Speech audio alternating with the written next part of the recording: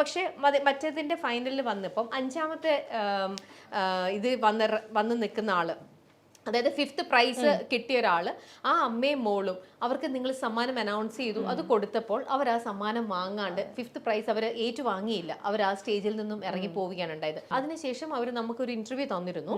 ആ ഇന്റർവ്യൂവിൽ അവർ സ്പെസിഫിക്കലി പറയുന്നുണ്ട്, ഒരു ആങ്കർ എന്നുള്ള രീതിയിൽ സ്വാസിക ഞങ്ങളുടെ വന്നപ്പോൾ മുതൽ ഞങ്ങളുടെ എൻഡ് വരെ ഞങ്ങളുടെ കംപ്ലീറ്റ് കാര്യങ്ങളെല്ലാം അറിഞ്ഞിരുന്നിട്ട് പോലും സ്വാസിക പോലും എന്നാണ് അവർ പറഞ്ഞത്, ഞങ്ങളെ ഒന്ന് സപ്പോർട്ട് ചെയ്യോ, ഞങ്ങൾക്ക് വേണ്ടിയിട്ട് ഒരു വാക്ക് ഒന്ന് പറയുകയോ ചെയ്തില്ല എന്നവർ എടുത്തു പറഞ്ഞു. ഒരു വിഷമത്തോടെ ആ അമ്മ എടുത്തു പറഞ്ഞൊരു കാര്യമുണ്ട്.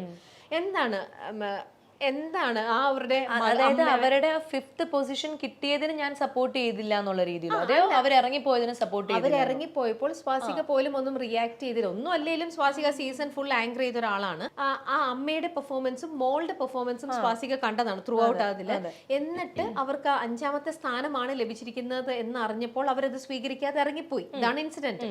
അപ്പോൾ സ്വാസിക അതിനെ ഒന്നും അവർക്ക് വേണ്ടിയിട്ട് ഒന്ന് സപ്പോർട്ടീവ് ആയിട്ടുള്ള ഒരു സംസാരമോ അവർക്ക് അതെന്താ വെച്ച് കഴിഞ്ഞാൽ, ഇപ്പം നമ്മള് ഒരു കോമ്പറ്റീഷനിൽ പങ്കെടുക്കുമ്പോൾ, ഇപ്പം ചേച്ചിയാണെങ്കിലും നമ്മളൊക്കെ യൂത്ത് ഫെസ്റ്റിവലിനൊക്കെ പങ്കെടുത്തിട്ടുള്ള ആൾക്കാരാണ്. അങ്ങോട്ട് നമ്മുടെയൊക്കെ കുറെ പൈസയൊക്കെ പോകും. നമ്മൾ സബ് ജില്ലയിൽ നന്നായിട്ട് കളിക്കും, ഫസ്റ്റ് കിട്ടും. റവന്യൂവിൽ നന്നായിട്ട് കളിക്കും. നമ്മൾ സ്റ്റേറ്റിൽ കളിക്കുമ്പോൾ നമുക്ക് കിട്ടില്ല എന്ന് വിചാരിച്ചിട്ട് നമ്മൾ കിട്ടുന്ന എ ഗ്രേഡ് അല്ലെങ്കിൽ നമുക്ക് കിട്ടുന്ന സെക്കൻഡ് പ്രൈസ് വേണ്ട എന്ന് വെച്ചിട്ട് കൂടെ ഫസ്റ്റ് കിട്ടിയ ആൾക്കാർ കുറ്റം പറയുക, അല്ലെങ്കിൽ മൊത്തം ഗവൺമെന്റിന് കുറ്റം പറയുക, അതൊന്നും അല്ലല്ലോ. അല്ലെങ്കിൽ ഞാൻ റവന്യൂവിലും സബ് ജില്ലയിലും ഞാൻ നന്നായി കളിച്ചു, ആ കളി വെച്ചിട്ടല്ലേ എന്നെ സ്റ്റേറ്റിൽ ഇതാക്കണ്ടേ, അങ്ങനത്തെ ഒരു മാനദണ്ഡം ഇല്ല. അത് ഇവർക്ക് എന്തുകൊണ്ട് മനസ്സിലാവാത്തതെന്ന് വെച്ചാൽ എനിക്കറിയില്ല. കാരണം ഏതൊരു റിയാലിറ്റി ഷോൻ്റെയും ഒരു എന്താ പറയുക, മെയിൻ ഒരു കാര്യം എന്ന് പറഞ്ഞു കഴിഞ്ഞാൽ ഫിനാലയിൽ അവർ എന്ത് പെർഫോം ചെയ്യുന്നു എന്നുള്ളതൊരു വെച്ചിട്ടാണ് അവർക്ക് ഫസ്റ്റ് പ്രൈസ് കൊടുക്കുന്നത്. അതിപ്പം നമ്മുടെ മ്യൂസിക് കോമ്പറ്റീഷൻ ആയിക്കോട്ടെ, ഡാൻസ് റിയാലിറ്റി ഷോസ് ആയിക്കോട്ടെ, എല്ലാം നടന്നു വന്ന ആ ചരിത്രം നോക്കിയാൽ അങ്ങനെയാണ്. അവർ സെമി ഫൈനലിൽ ഫുൾ മാർക്ക് കിട്ടിയിട്ട് ഫിനാലേക്ക് അവർക്ക് ചെയ്യാൻ പറ്റിയില്ലെങ്കിൽ നമ്മൾ കേട്ടിട്ടില്ലേ, 1 മാർക്കിന് നിങ്ങൾക്ക് പോയി, 0.5 മാർക്കിന് നിങ്ങൾക്ക് പോയി. ഈവൻ മിസ് വേൾഡ് കോമ്പറ്റീഷൻ ഒക്കെ അങ്ങനെ തന്നെയല്ലേ, എല്ലാം മാറിപ്പോകുന്നത് എങ്ങനെയാണ്. വേണ്ട, നമ്മുടെ സിനിമ ഇത് നോക്കുമ്പോൾ സ്റ്റേറ്റ് അവാർഡും നാഷണൽ അവാർഡും ഒക്കെ മമ്മൂക്കയും ലാലേട്ടനും ഒരുമിച്ച് മത്സരത്തിൽ വന്നിട്ട് മമ്മൂക്ക ഇതിനു മുമ്പ് ഭയങ്കര അഭിനയിച്ചു, അല്ലെങ്കിൽ ലാലേട്ടൻ ഇതിനു മുമ്പ് ഭയങ്കര അഭിനയിച്ചു. പക്ഷെ ആ പെർട്ടിക്കുലർ സമയത്ത് ആ ഫിനാലെ റൗണ്ടില് ആ ജൂറി മെമ്പേഴ്സ് എടുക്കുന്ന തീരുമാനത്തിന്റെ അടിസ്ഥാനത്തിലാണ് അവർക്കത് കിട്ടുള്ളൂ. പക്ഷെ അത് എല്ലാത്തിലും അങ്ങനെയാണ്. ക്രിക്കറ്റിലായിക്കോട്ടെ, ഫുട്ബോളിലായിക്കോട്ടെ, എല്ലാ പ്ലെയേഴ്സും അതിനു മുമ്പ് നന്നായി കളിക്കും. ഇപ്പൊ നമ്മൾ തന്നെ പറയും ഭയങ്കര ഫോമിലായിരുന്നു ആ പ്ലെയർ, ഇപ്പൊ സപ്പോസ് ധോണി അല്ലെങ്കിൽ സച്ചിൻ ആരും ആയിക്കോട്ടെ, പക്ഷെ ഫിനാലെ അവരുടെ ഫൈനൽ മാച്ചിൽ അവർക്ക് ഫോം ആവാൻ പറ്റിയില്ല, അവർ ഔട്ടാവും. ഇത് തന്നെയാണ് അവിടെയും സംഭവിച്ചിരുന്നത്. ഇവർ അതിന് മുൻപ് എല്ലാ പെർഫോമൻസും ചെയ്തപ്പോഴും ഇവർക്ക് നല്ല മാർക്സ് കിട്ടിയിരുന്നു, ചില മാർക്ക് കുറവായിരുന്നു. പക്ഷെ അന്നത്തെ ഫിനാലെ റൗണ്ടിൽ ഇവർ ചെയ്ത 3 പെർഫോമൻസിന് ഇവർക്ക് മാർക്ക് കുറവായിരുന്നു. അപ്പോൾ ആ 3 മാർക്ക് കുറവ് വെച്ചിട്ട് നമുക്ക് ഇവരുടെ പഴയ മാർക്സ് മാത്രം കാൽക്കുലേറ്റ് ചെയ്ത് ഈ ഫിനാലയിൽ ഇവർക്ക് മാർക്ക് കുറഞ്ഞിട്ട് പഴയത് കാൽക്കുലേറ്റ് ചെയ്ത് ഇവരെ മുന്നിലേക്ക് ആക്കുമ്പോൾ ഇന്ന് ഫിനാലയിൽ നല്ല മാർക്ക് മേടിച്ചവരോട് നമ്മൾ പിന്നെയും അതും ഒരു നീതികേടല്ല. അങ്ങനെ അല്ല, പക്ഷെ അവർ പോയിന്റ് ഔട്ട് ചെയ്ത് എന്താണെന്നറിയോ, ഇത് അവർ വന്നപ്പോൾ തന്നെ പറഞ്ഞതാണ്, ഞങ്ങൾക്ക് ഡാൻസ് ചെയ്യാൻ അറിയില്ല. ഈ ഒരു പ്രോഗ്രാം എന്ന് പറയുന്നത് തീർച്ചയായിട്ടും അമ്മയും കുഞ്ഞും തമ്മിലുള്ള ബോണ്ടിങ്ങിന്റെ കാര്യം മാത്രമേ നമ്മൾ നോക്കുന്നുള്ളൂ, അതേ മാത്രമാണ് നമ്മൾ ചെക്ക് ചെയ്യാന്നൊക്കെയാണ് നിങ്ങൾ പറഞ്ഞിരുന്നത്. പക്ഷെ ലാസ്റ്റ് വന്നപ്പോഴത്തേക്ക് ഈ ഡാൻസിന്റെ പേരും പറഞ്ഞുകൊണ്ടാണ് നിങ്ങൾ അവർക്ക് അവർക്ക് അങ്ങനെ ഒരു തെറ്റിദ്ധാരണ ഉണ്ടാവുകയാണ് ചെയ്യുന്നത്. കാരണം അവർ ഡാൻസ് അറിയാത്ത ഒരു ആണെന്ന് അവർ തന്നെ സമ്മതിച്ചു. നമ്മൾ ഈ സൂപ്പർ അമ്മയും മകളുടെയും പല റൗണ്ട്സിലും ഡാൻസ് കൊടുത്തിട്ടുണ്ട്. എന്നിട്ടും അവരതിൽ മാർക്ക് മേടിച്ച് അവർ 5th പൊസിഷനിൽ അങ്ങനെയാണെങ്കിൽ വരില്ലല്ലോ. ഡാൻസ് അറിയാത്ത അമ്മയും മകളും ആണ്, അവർക്ക് എല്ലാത്തിലും മാർക്ക് കുറവാണെങ്കിൽ അവർ ആദ്യം ഔട്ട് ആവേണ്ടല്ലേ. പക്ഷെ അവർ 5th പൊസിഷൻ വരെ, ഫൈനലിൽ വരെ വന്നത് ഇതേ ഡാൻസ് റൗണ്ടിൽ മാർക്ക് മേടിച്ചിട്ട് തന്നെയാണ്. അവർ കോമഡിയിൽ ഡാൻസ് കളിച്ചു, അല്ലാത്തതിൽ ഡാൻസ് കളിച്ചു, ഹിസ്റ്റോറിക്കൽ റൗണ്ടിൽ ഡാൻസ് കളിച്ചു.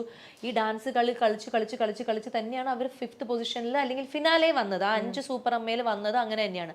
അപ്പൊ ഡാൻസ് അറിയാത്ത ആൾക്കാരാണെങ്കിൽ, അല്ലെങ്കിൽ നമുക്കൊരു ഡാൻസ് ടീച്ചർ ഉണ്ടായിരുന്നു, അവരൊക്കെ ആദ്യം ഔട്ടായി പോയി. അവർ ഡാൻസ് ടീച്ചറാണ്, അവരാദ്യം ഔട്ടായി പോയി. വേറെ നന്നായി ഡാൻസ് കളിക്കുന്ന കുറെ ആൾക്കാർ ആദ്യം ഔട്ടായി പോയി. ഇവർ 5th വരെ വന്നു. അപ്പൊ അങ്ങനെ ഡാൻസിന്റെ സംഭവമല്ല.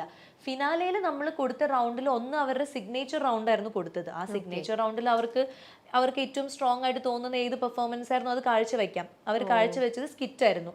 അത് തന്നെയാണ് അവരുടെ സ്ട്രോങ് ഇതും. അവർ ഇംപ്രവൈസ് ചെയ്ത് നന്നായിട്ട് അവർ സ്റ്റേജ് ഹാൻഡിൽ ചെയ്യുന്ന അമ്മയും മകളും തന്നെയാണ്. പക്ഷെ അന്നത്തെ ദിവസം അവർ ചെയ്ത പെർഫോമൻസ് ബിലോ ആവറേജ് ആയിരുന്നു.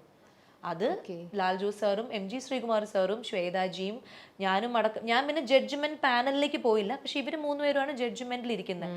അവര് എല്ലാവരും കൊടുത്ത മാർക്ക് അങ്ങനെയായിരുന്നു, 10 ബിലോ ആവറേജ് മാർക്കാണ് അവർക്ക് കൊടുത്തത്. അപ്പൊ നമ്മൾ ഡിസ്കസ് ചെയ്യുമ്പോഴും അവർ പറയുന്നത് അങ്ങനെയാണ്, അതായത് കേട്ടും അടുത്ത കോമഡിയും ടൈമിംഗ് തെറ്റിപ്പോവുക, മറന്നു പോവുക, ബ്ലബ്ലബ അടിക്കുക, ഇതൊക്കെ അവർ സ്റ്റേജിൽ സംഭവിച്ചു. അത് മനുഷ്യ സഹജമാണ്. നമ്മൾ പറയൂല്ലോ സരസ്വതി വിളങ്ങണം ആ സമയത്ത്, എന്നാലേ നമുക്ക് ഈ വർത്തമാനങ്ങൾ കറക്റ്റ് ആയിട്ട് പറയാൻ പറ്റുള്ളൂ. ഇവര് ലൈവാ ചെയ്തത്, പക്ഷെ ഇവര് ലൈവ് ചെയ്തിട്ട് 10ൽ 10 മാർക്ക് മേടിച്ചിട്ടുണ്ട്. ഇവര് ലൈവ് സ്കിറ്റ് കോമഡി ചെയ്തിട്ട് ഫുൾ എൻറ്റയർ ക്രൂ നിന്ന് കൈയടിച്ചിട്ടുണ്ട്. പക്ഷെ അതേ ആൾക്കാർ അമ്മയും മകളുമായിട്ട് അതേപോലെ തന്നെ കോമഡി ഇവർ ചെയ്തപ്പോൾ ഇപ്രാവശ്യം അവർ പാളിപ്പോയി, അവർ ലാഗ് അടിച്ചു, അവർ തെറ്റി, അങ്ങനെ സംഭവിച്ചു പോയി. അത് അവരുടെ കുറ്റമല്ല. അപ്പം മാർക്ക് ഇടുന്ന സമയത്ത് ജഡ്ജ് അത് നോക്കിയിട്ടാണ് മാർക്ക് ഇടുള്ളൂ. പിന്നെ അവർക്ക് കൊടുത്ത ഡാൻസ് റൗണ്ട്, അതിൽ പ്രത്യേകം റൂൾസിൽ പറഞ്ഞിട്ടുണ്ടായിരുന്നു, നിങ്ങളുടെ ഡാൻസ് അല്ല നമ്മൾ നോക്കുന്നത്, മൊത്തത്തിലുള്ള ഗ്രൂപ്പ് പെർഫോമൻസ്. അതുകൊണ്ട് അവർക്ക് ഒരു ഇതും കൂടി കൊടുത്തു, നിങ്ങളൊരു ഗ്രൂപ്പിനെ കൊണ്ടുവന്നോ, നല്ലൊരു ഡാൻസ് ടീമിനെ കൊണ്ടുവന്ന് നിങ്ങൾക്ക് ചെയ്യാം. നിങ്ങളുടെ മൊത്തത്തിലുള്ള പെർഫോമൻസിന് ഒരു ഓവറോൾ നമ്മളൊരു പെർഫോമൻസ് കാണുമ്പോൾ നമ്മൾ പറയുമല്ലോ വാവ് ഭയങ്കര ഒരു കൊള്ളാം എന്ന് പറയുമല്ലോ, അത് മാത്രമേ നോക്കുന്നുള്ളൂ. അല്ലാണ്ട് ഈ അമ്മയും മകളും എന്നല്ല, നമ്മുടെ കണ്ടസ്റ്റൻസിൽ ഒരു അമ്മയും മകളും ഡാൻസ് ചെയ്യുന്നത് മാത്രമല്ല നോക്കുന്നത്.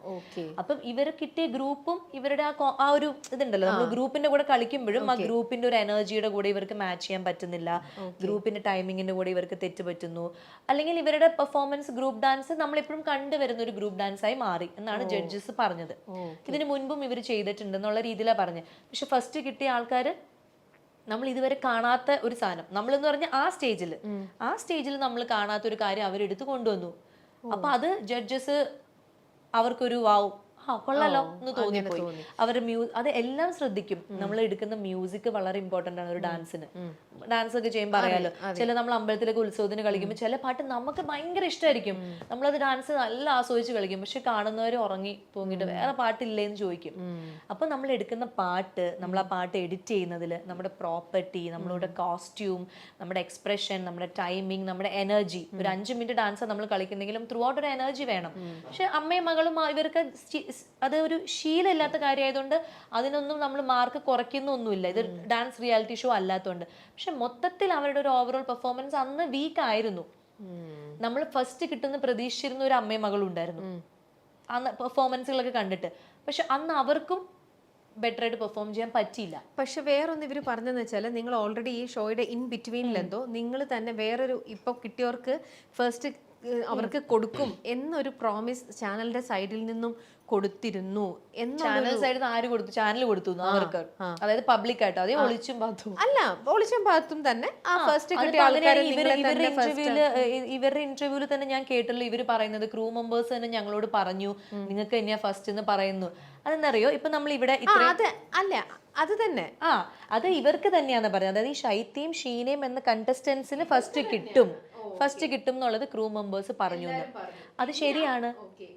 ഞാനടക്കമുള്ള ആളുകൾ സ്റ്റേജിൽ അത് ഇവരെ സപ്പോർട്ട് ഭയങ്കരമായിട്ട് ചെയ്യുന്നുണ്ട്. അതായത് ഞാൻ വലിയ പ്രതീക്ഷ ആയിരിക്കാം, ഞാൻ എപ്പോഴും ഇവർ ഇൻട്രൊഡ്യൂസ് ചെയ്യുമ്പോൾ നമ്മുടെ സ്ട്രോങ് കണ്ടസ്റ്റന്റ് ആയിട്ടുള്ള അല്ലെങ്കിൽ നമ്മുടെ എനർജറ്റിക് കണ്ടസ്റ്റന്റ് ആയിട്ടുള്ള ഇവരെ സ്റ്റേജിൽ നിർത്തിയിട്ട് ഞാനും ശ്വേതാജിയും മറ്റുള്ള കണ്ടസ്റ്റൻസിനോട് പറയും, നിങ്ങൾ ഇവരെ കണ്ട് പഠിക്കണം.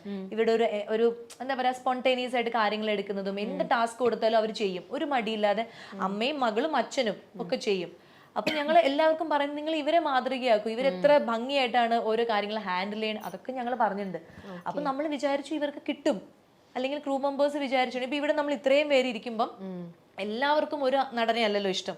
അപ്പൊ മറ്റു നടനെ ഇഷ്ടമാകുമ്പോൾ അവർ പറയും നിങ്ങൾക്ക് കിട്ടും, അങ്ങനെ ഒരു പ്രതീക്ഷ കൊടുക്കും. പക്ഷെ ചിലപ്പോൾ കിട്ടില്ല. അത് വെച്ചിട്ട് അപ്പൊ എനിക്ക് ഏറ്റവും ഞാൻ അവർ ആ സ്റ്റേജിൽ അവർ സപ്പോർട്ട് ചെയ്ത് പറയാത്തതിന്റെ മെയിൻ ഒരു റീസൺ എന്ന് പറഞ്ഞു കഴിഞ്ഞാൽ, എന്ത് തന്നെ ആയിക്കോട്ടെ, എന്ത് തന്നെ ഇഷ്യൂസ് ആയിക്കോട്ടെ, എങ്ങനെ വന്നാൽ അത് പറ്റിച്ചു, അത് എന്ത് വാട്ട് എവർ, നമ്മളൊരു സ്റ്റേജിൽ നിന്ന് നമ്മൾ അത്രയും ഒരു വർഷം ആ സ്റ്റേജ് തൊഴുത് നമ്മളവിടെ ഡാൻസ് കളിച്ചു, നമ്മൾ പാട്ട് പാടി, ആ അമ്മയുടെ അരങ്ങേറ്റം ആ സ്റ്റേജിലാണ് നടന്നത്. നമ്മൾ അത് ചെയ്തു, അവർ ഒരുപാട് കാര്യങ്ങൾ ആ സ്റ്റേജ് ചെയ്തു. അവരുടെ ലൈഫിലെ കുറെ നല്ല മുഹൂർത്തങ്ങളും, അവരുടെ എന്തോ വീട്ടിൽ പ്രശ്നങ്ങൾ ഉണ്ടായിരുന്നു, അത് സോൾവ് ചെയ്തു. അവരുടെ അമ്മയായിട്ടുള്ള സ്നേഹബന്ധം, ഭർത്താവുമായിട്ടുള്ള സ്നേഹബന്ധം, മകളുമായിട്ടുള്ളത്, അങ്ങനെ ഒത്തിരി നല്ല ഓർമ്മകൾ സമ്മാനിച്ച ഒരു സ്റ്റേജ് തന്നെയായിരുന്നു. അവരിന്ന് ഒരു 5 മിനിറ്റ് മുമ്പ് അവർ പറഞ്ഞതാണ്, ഈ സ്റ്റേജാണ് എൻ്റെ ജീവിതത്തിലെ ഈ നിൽക്കുന്ന 5 പേരും എനിക്ക് എൻ്റെ ഫാമിലി പോലെയാണ്, ഈ കണ്ടസ്റ്റൻസ് എല്ലാവരും എൻ്റെ ഫാമിലി പോലെയാണ്. എന്നൊക്കെ പറഞ്ഞ ആള് ഒരു 5ാമത്തെ സ്ഥാനമാണ് കിട്ടിയെന്ന് പറഞ്ഞപ്പോഴേക്കും അവിടെ നിന്ന് വാക്കൗട്ട് ചെയ്ത് പോകുന്നത്. അത് ഞാൻ ഇപ്പോഴും അത് വളരെ, എനിക്ക് ഒരു മടിയില്ല അത് പറയാൻ. ഒരു കലാകാരനും കലാകാരിയും അത് ചെയ്യാൻ പാടില്ല. പക്ഷെ അവർ എന്നിട്ട് നമ്മുടെ ഇന്റർവ്യൂവിൽ വന്നപ്പം അവര് ശ്വേതാജിയുടെ അടുത്ത് മാപ്പ് ചോദിക്കുന്നു. അവരുടെ ശ്വേതാജിയുടെ അടുത്തല്ലല്ലോ മാപ്പ് ചോദിക്കേണ്ടത്. ശ്വേതാജിയുടെ അടുത്തും അല്ലെങ്കിൽ ലാൽജോ സാറിന്റെ അടുത്തും അല്ലെങ്കിൽ ചാനലിന്റെ അടുത്തും അല്ല മാപ്പ് ചോദിക്കേണ്ടത്. ദൈവമായിട്ട് നമുക്ക് തന്ന ഒരു കഴിവിനെ നമ്മളൊരു സ്ഥലത്ത് പ്രസന്റ് ചെയ്തു. അവിടെ നമ്മളൊന്ന് തോറ്റു പോകുമ്പോൾ നമ്മൾ ആ സമ്മാനത്തിനെയും ആ കഴിവിനെയും നമുക്ക്, അപ്പൊ അവരെന്നെ പറയണ്ടല്ലോ ഞാൻ ഒന്നും അല്ലാതായി. അതെങ്ങനെ ഒന്നും അല്ലാതാവും? നമുക്കൊരു പ്രാവശ്യം ഫസ്റ്റ് കിട്ടില്ല എന്ന് പറയും, നമ്മുടെ ഉള്ളിലെ കഴിവൊന്നും ആരും എടുത്തുകൊണ്ട് പോകില്ല. അത് പോളിഷ് ചെയ്യാനും അത് ഇനിയും വളർത്താനും ഒക്കെ ഉള്ള ഭാഗ്യമുണ്ട്. അവർ ഈ ഏജിലാണ് അവർ ഇതൊക്കെ ചെയ്തത്. അപ്പൊ അവർക്ക് അത്രയും ഭാഗ്യവും ദൈവാനുഗ്രഹവും ഉള്ളതുകൊണ്ടല്ല അവർ അത്രയും ചെയ്തത്. അവർക്ക് അത്ര ആഗ്രഹമായിരുന്നു. മോളെക്കാളും ആഗ്രഹം അമ്മയ്ക്കായിരുന്നു. അപ്പം ഒരു കലാകാരനും കലാകാരിയും അങ്ങനെ ഒരു നമ്മളെ വളർത്തിയ ഒരു സ്റ്റേജ് അല്ലെങ്കിൽ നമ്മൾ കാല് വെച്ച സ്റ്റേജിനെ ഡിസ്റെസ്പെക്ട് ചെയ്ത് പോകുന്നത്, അതുപോലെ കൂടെ നിൽക്കുന്ന ആള്. ഇപ്പം നമുക്ക് തമ്മിലൊരു കോമ്പറ്റീഷൻ ഉണ്ടെങ്കിലും ചേച്ചിക്ക് ഒരു സമ്മാനം കിട്ടുന്നത് അവിടെ നിന്ന് കണ്ട് അഭിനന്ദിക്കാന്ന് പറയുന്നത് ഒരു കലാകാരന്റെ ലക്ഷണമാണ്. അല്ലാണ്ട് മുഖം തിരിച്ച് ആർക്കാണ് സമ്മാനം കിട്ടിയത്, കാരണം അവർ പറയുന്നുണ്ട് എന്റെ അത്രയും അടുത്ത സുഹൃത്താന്ന് പറയുന്നുണ്ട്. അപ്പൊ അവർക്ക് കിട്ടിയോ ഇല്ലയോ, ആർക്കാണ് 1ാം സമ്മാനം, എന്താണ്, ഇതൊന്നും അറിയാൻ നിൽക്കാണ്ട് അവിടെ നിന്ന് ഇറങ്ങി പോകുന്നത് എനിക്കത് ഒരു നല്ല കാര്യമായിട്ട് തോന്നിയിട്ടില്ല.